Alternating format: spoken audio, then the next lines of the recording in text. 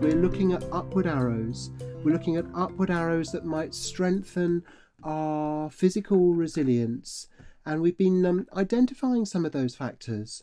One of the people I interviewed, Peter Shaw, he was kidnapped, and I wrote about him in my book, and he was actually held in a underground room, like a kind of smelly, dark place, really in sensory and social isolation for months and months. And he's one of my teachers on resilience. And one thing that particularly impressed me was his use of memory and imagination as sources of strength. He would remember people who'd been special to him and have conversations with them. He'd actually kind of present a talk to them, a speech to them where he remembered past times with them. And so, in a way, he was imagining calling in his own support group. We need to have skills like that if we're in lockdown, we're shut in a flat.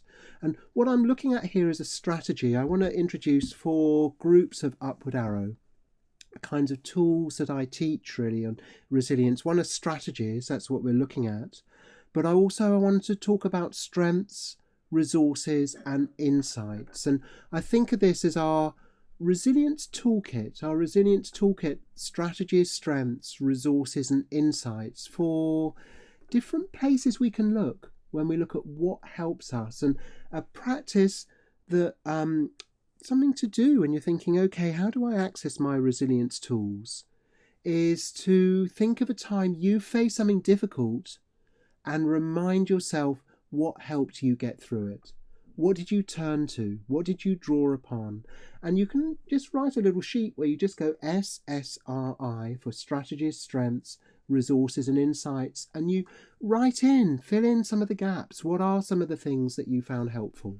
What are strategies you use? What are strengths you draw upon? What are resources you turn to? Resources including things like people around us, but also pieces of music, places we go to, books, self-help books, inspirational videos on the internet.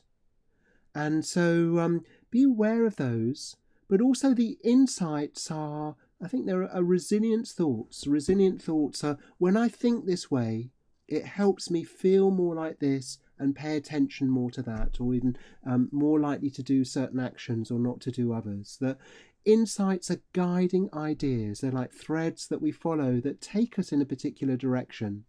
And so thinking, what are the insights that help you when you're struggling? What are the resources you turn to? What are the strengths you draw upon inside yourself? And what are the strategies you do? I'm going to be inviting you just to write in, what are some of your favourite resilient strategies? Okay, this is the conversation that we need to be having with each other and with ourselves. And one great way of doing this is just in a notebook, is just to write down, okay, what are some difficult times I've been through in the past? And if I was just to think of those letters SSRI, and any of you familiar with antidepressants will be aware that those letters commonly associated with a group of antidepressants called the selective serotonin reuptake inhibitors.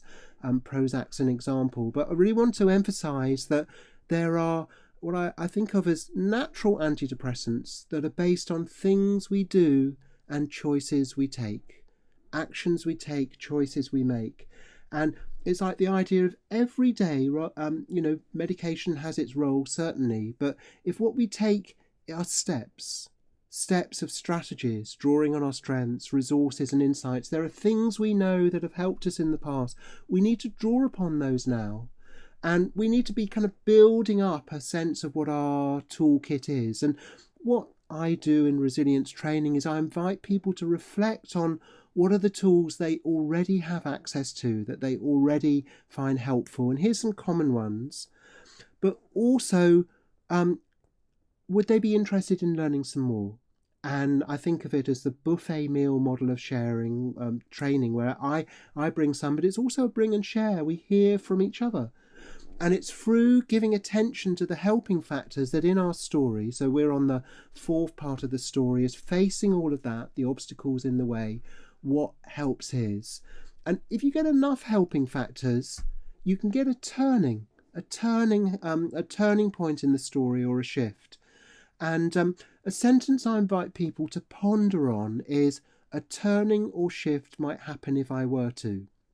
So if you're stuck at home and you're feeling deeply frustrated, you're experiencing loss and disappointment, just thinking, okay, a turning or shift might happen if I were to. It might be something just on the edge of your awareness. You might think, well, okay, I'm not quite sure, but there's somebody I've been thinking of phoning or sending a message to, or perhaps arranging a Skype or Zoom call with. A turning or shift might happen if I were to reach out, if I was to make contact with, if I was to physically move my body. It's a prompt. That's what we're doing with these called sentence starters. A sentence starter that just gets us wondering. And we don't know what will lead to a turning, but we can think of some ideas and then give them a try.